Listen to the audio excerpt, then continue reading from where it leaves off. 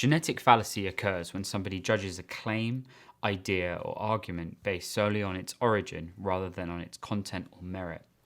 The idea came from a bad source, so it must be false. The idea came from a good source, so it must be true.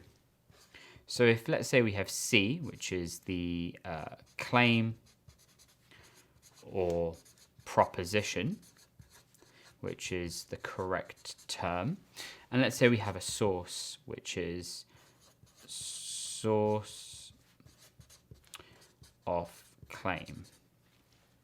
We need to have our first bit of predicate here.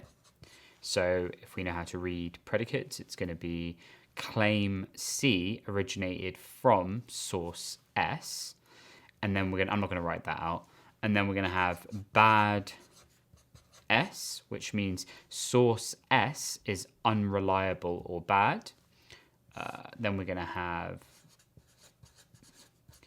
good S, which is source S is reliable or good.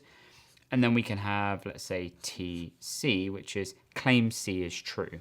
So let's say we have a negative bias. We can write that as from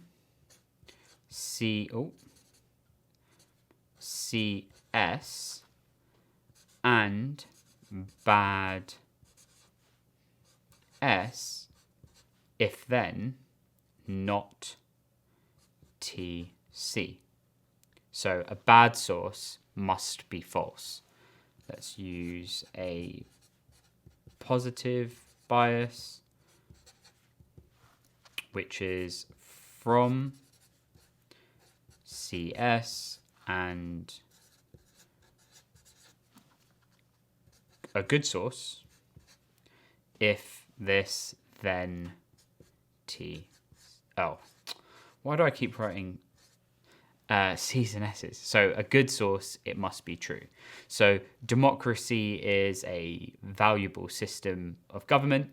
So a response to that would be, well, democracy was invented by slave-owning Greeks, so it must be inherently flawed.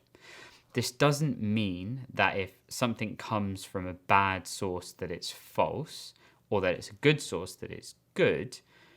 You just need to check what that source is. So it could be the case that something true could come from a bad source, but that source is some hacky website or whatever. But it doesn't necessarily make it inherently false based on the source alone.